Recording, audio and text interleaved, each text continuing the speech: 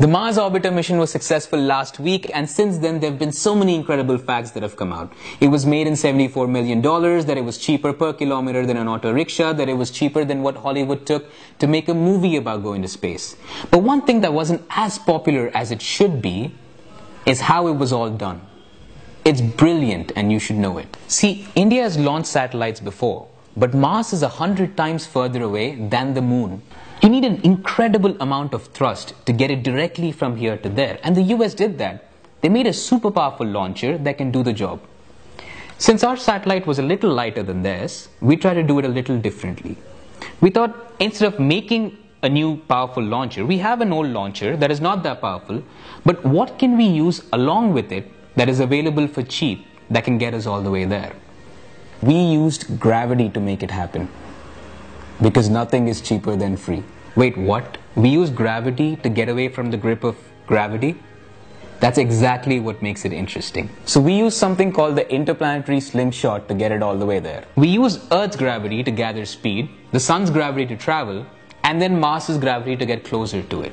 You beautiful, beautiful people at ISRO. And that's not even the most impressive part. The most impressive part is that the entire program was developed and built right here. Just to put that in perspective, America still uses Russian equipment. Japan tried to build their own and their mission failed. China used Russian equipment and they couldn't get off the launch pad. And young ISRO quietly did it all on its own.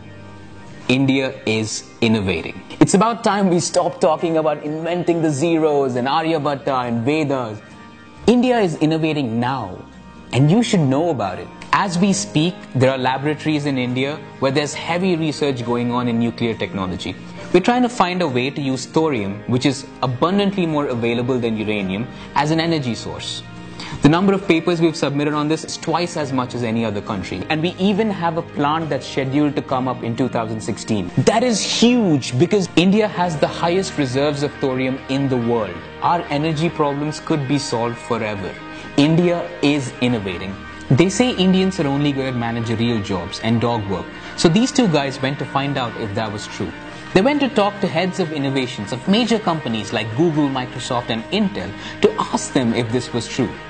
As it turns out, these heads of innovations were Indians, not people of Indian origin, people who came through the same rote education system here.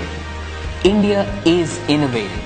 750 multinational companies have set up their research and development offices in India. Research and development, the core of their innovation, not call centers, not data feeding, research and development. IBM has 70,000 Americans and 150,000 Indians. The number of usable patents India puts out is as much as any other country. Flights can land in zero visibility and fly without collision because of Indian patents. India is innovating. There is so much innovation happening and it's just the beginning. We can do so much more. We need to stop being engineering graduates and be engineers. Engineer something. We need to stop being drafting experts and be designers. Make something. We need to stop making the aim of our lives to settle down and look to steer something up. See, when you say India is not innovating, we're not talking about the soil, the land, or the territory. India in that sentence is the people.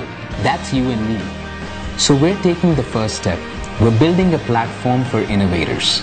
We've made a page called The Makers of Things, where on a regular basis, we're looking to find and feature innovators throughout India. If you are someone who's made something interesting or know someone who's made something interesting, big, small, silly, anything, let us know so we can feature it. Right now, make sure you go to that page and make sure you make it show in your news feeds. So when people do come to talk about their innovations, let's make sure they have an audience.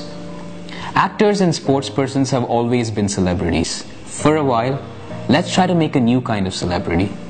The inventors, the dreamers, the makers of things that keep us evolving.